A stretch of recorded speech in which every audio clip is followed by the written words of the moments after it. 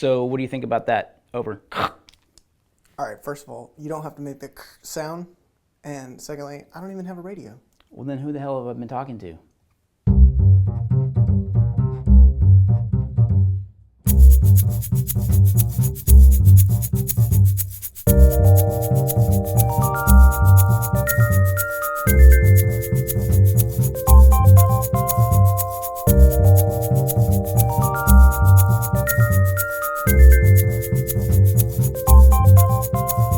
Hey guys, welcome to Questions Over Coffee. Today I am going to start off answering a question from Justin over email. I'm wondering if you had any suggestions and tips for winter Alpine backpacking. Trying to finalize my packing list for an upcoming overnight trip on a mountain. So maybe I'm going to talk about stoves. That's why I laid all this stuff out here. So that would probably be my number one consideration if I'm at any kind of altitude, which is how is my food going to get prepared? So am I going to bring backpacking meals? Am I going to carry MREs? Am I going to worry about cooking? So that's probably the first question I would ask myself in that type of situation. Next is if I'm going to cook food or even boil water, which I always feel like you should take a method to boil water no matter where you are. You really want to decide what kind of stove you're going to take. I personally think that white gas is probably the perfect thing for high altitude. However, it has its limitations. So with a white gas situation, you have to use some type of liquid stove. So the MSR stove that I have to run something like that is one that's very complex and complicated. It requires all kinds of pieces, even a repair kit sometimes. And it's very, I don't know, it's not practical in my opinion. This is called the Whisperlite Pro, I believe. It's a Whisperlite something. But this is what I use to run different types of fuel. It's a multi-fuel stove, so meaning you can run gasoline, propane, kerosene, and white gas, and you just have to put it in a container like this, and then you have to use the other piece in here to put into the bottle, and then pressurize the bottle, and then use the stove. So there's a lot of working pieces to something like that. However, I think if you want the best performance in the cold, white gas and something like this is the way to go. Then you've got kind of traditional canister stoves. You've either got integrated canister stoves like this MSR reactor or the jet boil. So those, you know, have this type of adapter on the bottom, like so, and then you screw on your fuel type. These are little isopropane or isobutane / propane canisters. These are okay, even though like Jetboil prints 4-season mixture on here, they have their limitations for the cold. I have definitely had problems with both the Jetboil and even the MSR reactor. It doesn't matter. It's really the propane, but when temperatures drop, these stoves are worthless, and that's my opinion because I've been out in it. I've seen them. I've seen what happens to those. I've seen it with a Jetboil. I've seen it with a reactor in the very same conditions, and it happens with everything. So if you truly want a performance that's going to a stove that's going to perform in the cold, I would definitely recommend something like this MSR Whisperlite because you know you're always going to have a stove, and when you need it and you don't have it, it's horrible. So I would really recommend that if I was going to recommend something. You know, when you have different canister stoves, sometimes canister stoves will have a remote fuel source like this. So it's still kind of a canister stove. You're still running this type of fuel, but it has a remote line and they sit like this. So when you flip them upside down, sometimes they can run better in cold temperatures. So that's an option as well. I don't have an example of that type of stove in front of me, but you may want to look into that too if you're interested in that. So, you know, then you've got kind of the other side of the spectrum. While these are great, the Jetboils or the reactors, this style of stove I really like because you've got a vessel that you're boiling water in already. It's integrated. There's nothing to worry about versus something like this, which is a canister stove that just sits on top of the fuel canister, and that's great, but now you need a windscreen, and now you have to deal with all that kind of stuff. That's what all this kind of material is for with this Whisperlite, because you still have to windscreen this thing too. So, plus you got to take a pot to boil water on. So it's really, there's kind of a big complexity when you're talking about stoves. So there's really no perfect stove for every situation. You really just have to mix and match and be dependent on changing conditions. So that's kind of the biggest thing that I would suggest. You know, overall too, you really want to save on weight. And obviously this Whisper Light is a very heavy stove. You're going to be carrying white gas in the canister. All that stuff adds up. Ounces equals pounds, and pounds equals pain. So just keep that in mind. You're only talking about an overnight trip, so there's probably no need to really do all that. I could probably get by on an MRE overnight. You probably don't need to boil water. However, you know, it depends how much water you're taking and if you're prepared for something happening, if you wound up getting hurt and had to stay out there. So do you have signaling devices? Do you have a way to charge your cell phone? Do you have solar charging? Do you have a signal device? Do you have a signal mirror? Do you have a whistle? Do you have a signal panel? So really the possibilities are endless. It just depends how prepared you want to be and how much weight you want to carry, because there's lightweight ways of doing everything. However, your mileage may vary. Okay, got the stoves cleared out. Next question is from Zachary M. over email. I saw your article on the Mammoth shooting competition. I have registered for the competition, but I'm having trouble finding information about it. I'm curious what to expect. So I have a very, very, very, very extensive AAR written from when I went in 2017. I did not attend last January, and now the Mammoth Sniper Challenge has been sold to another entity who is putting it on for the first time this year, or I'm sorry, 2019. So in January 2019, that will take place. I didn't do it last year. I'm probably not going to do it, or I know I'm not going to do it again in 2019 because -2 was enough for me in 2017. So literally the temperature was 14 degrees in the forecast, and that didn't even happen until we were on the ground, that it went from like 24 degrees to 14 in the forecast. We're like, oh my God. And then it actually dropped to -2 overnight, one of the nights during the competition. So for those of you that don't know, this Mammoth Sniper Challenge, the premise behind the whole competition is that you are rucking with everything you need for the entire weekend. If you're doing the Tough Man division, there are different divisions, which my shooting partner and I, as well as some friends of mine, we all did the Tough Man division, and you are sleeping outside in a tent. Everything you need for the whole weekend is brought with you.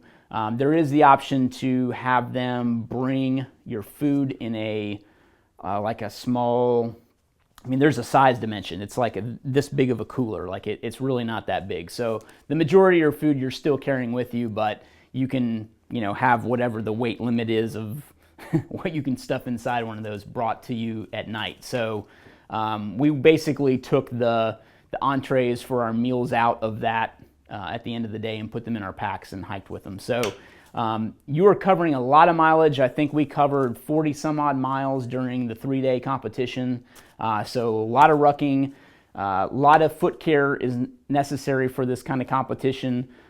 You really need to have a good pair of boots and put in the miles and understand what your gear is going to do in that situation, as well as weigh everything, like absolutely everything. I'm talking, you need to know how much your underwear weighs. You need to know how much that waffle that you put in your backpack weighs, because, by the way, frozen waffles are no bueno. I put that in my article. I just was reading through it again to kind of familiarize myself with the temperatures, because I couldn't remember what the temperature was that it dropped to. So anyway, read past the part that says frozen waffles are no bueno. So keep that in mind too. I don't know what temperature is going to be like.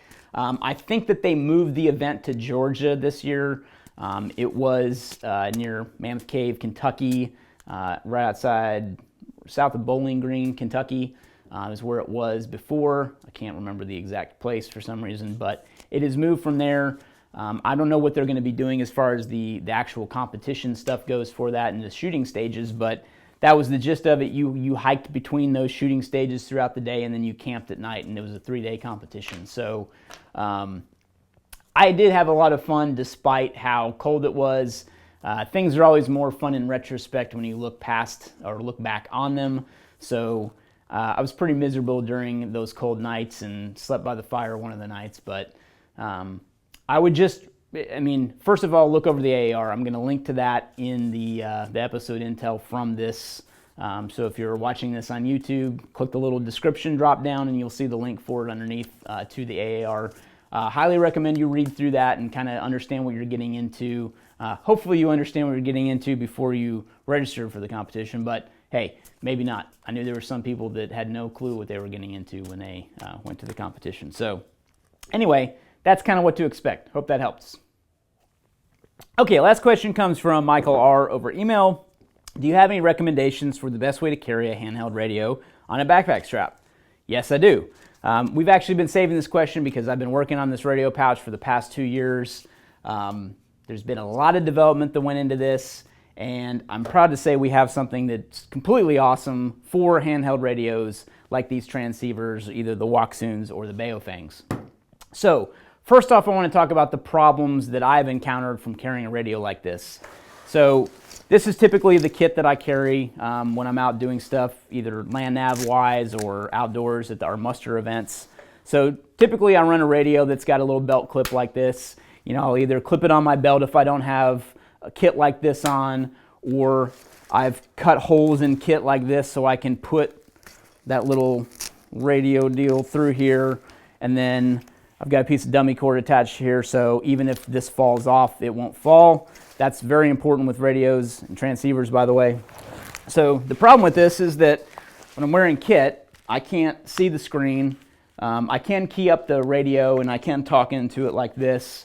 But, you know, to change, you know, if I'm switching between the option on here, which is dual band, if I'm switching bands like that, typically I can't really see what's going on the display, so I don't really know for sure if I'm on the correct frequency or not.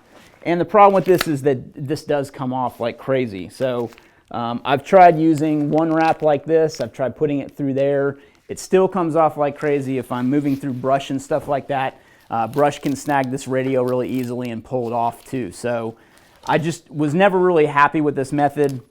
Some kit that you can run, they have dedicated radio pouches, but these radio pouches are more for emitters and things like that too. And it's more for when you're running an antenna, you know, remotely. So you can get an extension, you can route this up and run it on your back or something like that, but now you have to drop the radio into something like this in a radio pocket, and you might as well not even bother with it because now you have to pull it all the way out, take the time to do all this stuff. It's really a pain in the butt. So there's been nothing that I've really liked on the market that satisfies that. Now, there are pouches that exist on the market. You could drop it into something, but then you still have to pull it out, and you have to, you know, whether you're going to switch bands or whether you're going to check your frequency or anything like that, you have to really take it out of whatever pouch it's in. So we wanted to design something that not only retains the radio, but takes away those problems that I've talked about. So enter the 10-4 radio pouch. Funny name, right? All right, so the idea with the 10-4 radio pouch, hopefully I'm not causing too much static here. So the idea here is that I've got basically what I was talking about before in this. I can still key up the radio, and even though it's in a closed position, you're still going to be able to hear and communicate through there. You know, it's really, we've tested these out. It's not super garbled. You can still make conversation with it. However, there's 4 levels of retention. So this is the first level of retention. You've got a fast X buckle. Second level of retention is here. There is a piece of hook Velcro that corresponds with that. So in a situation where you need to move out quickly, you don't even have to fix the buckle. You can just quickly grab that. If you were running or something, it's probably going to fall back down, but it's not going anywhere because of the third level of retention. We've got a piece of shock cord that wraps around the radio that is causing this third level of retention. However, you can grasp the radio and pull it out of that retention if you need to get it in front of your face or pass to a buddy. The fourth level of retention is the integrated lanyard that is here. So basically it looks like this little end here, girth hitches around the loop, the fixed loop that's on your radio, and then corresponds with this. If you needed to take your radio off of here, all you have to do is cut this away, and now you can give your radio to somebody or charge it, things like that. So we wanted to do that so that you have an easy way to connect your radio back and put it back into its container like so, and get it back running again in this type of operation. So it's very quick and easy to use. Again, those 4 levels of retention, but the retention is not the only part of this radio. Like now I've got access to really see what I'm doing. I can move to the other band and see visually that the frequency is correct. I can operate out of it like this. I can see what's going on and still be hands-free. So that was important in the pouch. And then another additional feature is that when it's out, you can just clip it back in if you don't want it there. However, in a situation where you need to go on the fly, you can just close it right back up. I know I already said that.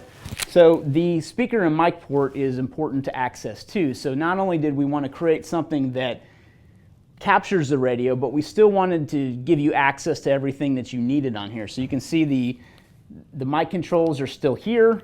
You've still got a speaker and mic port here, so if you're running an external microphone or push to talk or anything like that, you've still got that capability in the radio and you can route this.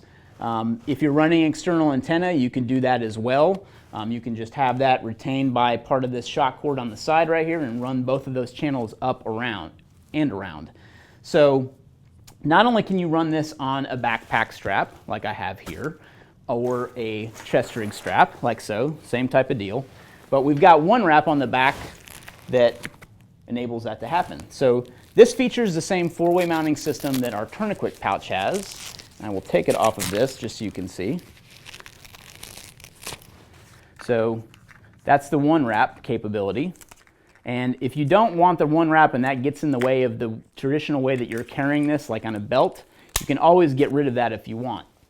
So not only is that mounting system able to go on the one wrap straps like this, you can throw a malice clip in here and mount it to MOLLE, or it's got our patent pending four-way mounting system, so you can pass through in a vertical position on a belt, so it can accept up to a 1.5 inch belt, or you can go horizontally like this, and it's got a channel behind it like so. So if you wanted to mount it to like a 1 inch belt, you could do that too if you wanted to mount it horizontally. I think vertically is the way to go in a belt personally, and I like the backpack strap option too. So this gives me the ability to carry it any which way, and it also offers 4 levels of retention. So there is nothing on the market like this for this type of radio. It holds and is designed specifically for the the Baofeng like this. It's the UV5R is kind of the design, and it with the extended battery. The extended battery is important. Yes, you can use other models of radio in this pouch, and we will list the dimensions when we release this thing. Members actually check right now because you already have access to this. So members get pre-release access and they've already got the ability to purchase this. However, when it comes out to the public tomorrow on Friday, we will have all the measurements in there and you can check your radio for fit as well. But the lanyard option is going to be available separately. So even though it's got a dedicated pocket, you can add this on. You might already have one of these. So that's why I wanted to give you the option to do that. But these are coming out soon. This is our radio pouch, and even if you drop this radio, I didn't say that, it's not going anywhere. Hey guys, one thing I wanted to mention before we close is that it comes in black and coyote, our 10-4 radio pouch. It is available on Friday, which is the 7th, right? 7th? It's not, my watch is wrong. It's not the 3rd. It's the 4th. It's the 5th. 7th. The 6th. The 4th. 7th. Maybe it's Friday. It's available on Friday in black and coyote. We are looking at additional colors, however, nothing's in the works yet. So if you want one, when it releases, black and coyote are your options. So thanks for watching Questions Over Coffee. Remember, if you have a question, use the pound tag Gear Tasting on any social media network and we will find your question and answer it here. It might be applicable to products we have, typically not. I like answering every kind of question, so it's not just product related. Anything you guys have, I mean, you could even talk about my hair. I mean, I did change my hair and nobody noticed. So, catch you next time.